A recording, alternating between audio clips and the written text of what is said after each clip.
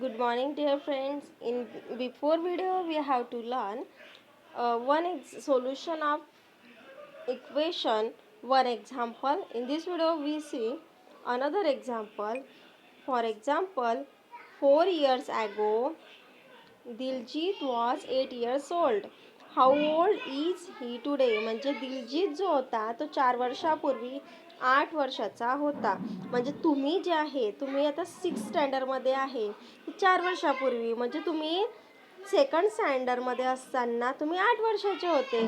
तर आज तुमचं वय किती हे तुम्हाला काढायचं आहे. आजच्या दिवशी तुमचं वय किती हे तुम्हाला काढायचं आहे. So let us suppose he is a years old. आपण त्याला कन्सिडर केलं की हा ए इयर्स ओल्ड आहे, ए वर्षाचा आहे. So now let's write given information using a. मग एमध्ये कसं राईट करायचं तर आपण मागच्या एक्झाम्पलमध्ये एक एक्झाम्पल बघितलं ए मायनस की एक्झाम्पल कशा पद्धतीने लिहायचं. A minus 4 is equal to 8. A minus 4 is equal to 8. Therefore a minus 4 म्हणजे हा -4 आपल्याला या ठिकाणी नको आहे. या ठिकाणी आपल्याला काय हवं आहे, ओनली व्हेरिएबल. म्हणून एला साईन काय आहे, मायनस आहे. म्हणून आपण काय केलं त्याची विरुद्ध साईन म्हणजे ॲडिंग 4 टू बोथ साईड. आपण दोघी साईडला 4 ॲड केला. A minus 4 plus 4 is equal to 8 plus 4. Therefore, a is equal to 0 is equal to 8 plus 4 12. Therefore, a is equal to 12 आपल्याला मिळाले. So, therefore, Diljit is 12 years old today. म्हणून दिलजीत आज किती वर्षाचा आहे तर 12 वर्षाचा आहे. Understand student. नेक्स्ट एक्झाम्पल आहे Jasmine has some money. Mother gave her 7 rupees. जॅस्मिनजवळ काही पैसे होते आणि तिच्या आईने तिला 7 रुपीज दिले. Jasmine now has 10 rupees. जॅस्मिनजवळ 7 रुपये झाले. मग जॅस्मिनजवळ किती रुपये झाले, 7 रुपये. तिच्या आईने 10 रुपये. तिच्या आईने तिला 7 रुपये दिले होते. मग तिच्याजवळ आधीचे काही होते तर तिच्याजवळ 10 रुपये झाले. तर how much did she have to start with. मग तिने किती रुपयापासून सुरुवात केली शी म्हणजे तिच्याजवळ किती रुपये होते हे आपल्याला काढायचं आहे.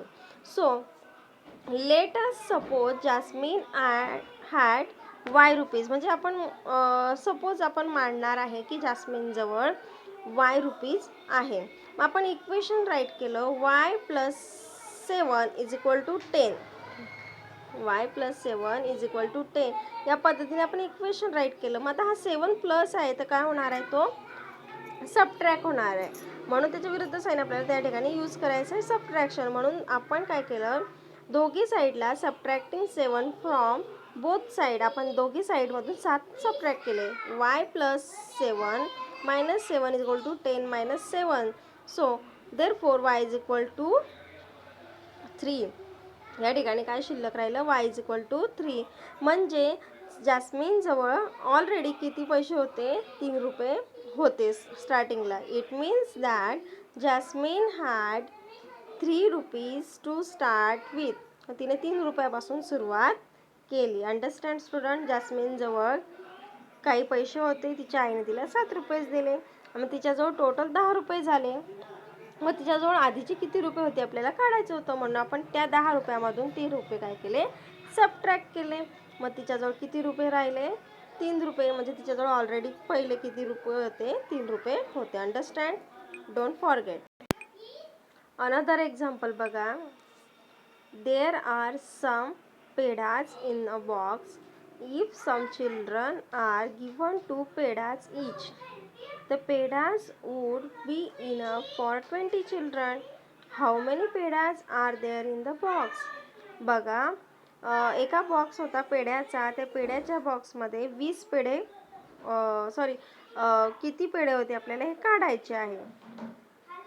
तर एका 20 विद्यार्थी होते तर 20 विद्यार्थ्यांना 2-2 पेढे देण्यात आले. तर मग त्या बॉक्समध्ये किती पेढा आज असते, म्हणजे काही विद्यार्थ्यांना 2-2 पेढे दिले आणि काहीला 1-1 दिला. असे 20 विद्यार्थी होते, बरोबर. म्हणजे तुमच्या क्लासमध्ये 20 विद्यार्थी आहे, 20 पैकी 10 समजा 15 पोरांना 2-2 पेढे देण्यात आले आणि काहींना 1-1 देण्यात आला. तर मग टोटल किती पेढे त्या बॉक्समध्ये आहे हे काढायचं आहे. सो तर आपण काय केलं, let's total number of pedas be the P. आपण पी त्याला कन्सिडर केला की पेढा पी होते. मग त्यातले बघा काहींना 2 दिले, काहींना 1च दिला. म्हणून आपण काय घेतलं या ठिकाणी ऑपरेशन काय क्रिएट केलं, P/2 इज इक्वल टू 20. म्हणजे P/2 इज इक्वल टू 20. म्हणजे आता P/2 मग हा 2 इथे काय डिवाइड आहे, त्याच्या विरुद्धचं काय होतं मल्टिप्लाइंग. म्हणून मल्टिप्लाइंग बोथ साईड बाय 2. म्हणून काय केलं आपण मल्टिप्लाइंग बोथ साईड बाय 2. 2ने आपण दोघी साईडला मल्टिप्लाइड केलं. मग हा 2 गेट कॅन्सल झाला. या ठिकाणी काय शिल्लक राहिला P. So 20 × 2 40. Therefore P is equal to 40. Therefore there are 40 pedas in the box. कळतंय तुम्हाला की तुमच्या वर्गामध्ये 20 विद्यार्थी होते टोटल. त्यातल्या काही विद्यार्थ्यांना 2-2 पेढा देण्यात आला आणि काहीला 1-1 देण्यात आला. तर त्या बॉक्समध्ये पेढ्याच्या बॉक्समध्ये किती पेढे आले असतील हे आपल्याला काढायचं होतं. म्हणून आपण काहींना किती, म्हणजे आपण कन्सिडर केलं की आपण एका मुलाला म्हणजे त्या बॉक्समध्ये किती असतील तर आपण पी कन्सिडर केला अपॉन 2. किती किती देणे आपण काही विद्यार्थ्यांना 2, म्हणून 2ने डिवाइड केलं इज इक्वल टू किती पेढे किती विद्यार्थ्यांना दिले 20. 20 विद्यार्थ्यांना देण्यात आले ना टोटल विद्यार्थी, म्हणून आपण 20 घेतले. ओके. मग P/2 इज इक्वल टू 20 हे ऑपरेशन हे इक्वेशन तयार झालं. मग या इक्वेशनला P/2 या इक्वेशनला बघा P/2 या इक्वेशनला आपण कन्सिडर केलं. ओके. मग आता याला रिअरेंज करत असताना हा 2 याला डिवाइड होता, म्हणून आपण विरुद्ध साईन घेतली मल्टिप्लाइड डिवाइडच्या. मल्टिप्लाइंग बाय 2 दोघी साईडला आपण 2ने मल्टिप्लाइड केलं. Therefore P is equal to 40. म्हणून त्या बॉक्समध्ये किती पेढे आले 40 पेढेच आले. Understand student, don't forget.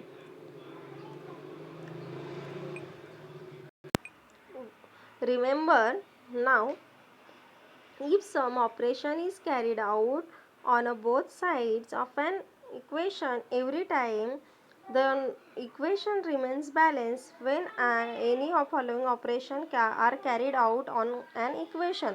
बघा काही वेळेस आपल्याला इक्वेशन जे आहे ते बॅलन्स करण्यासाठी आपल्याला खालील ऑपरेशन क्रिएट करावे लागतात. बघा कोणते तर adding the same number two the both side, म्हणजे सबट्रॅक्शन असेल तर त्या ठिकाणी आपल्याला ॲडिंग करावं लागतं.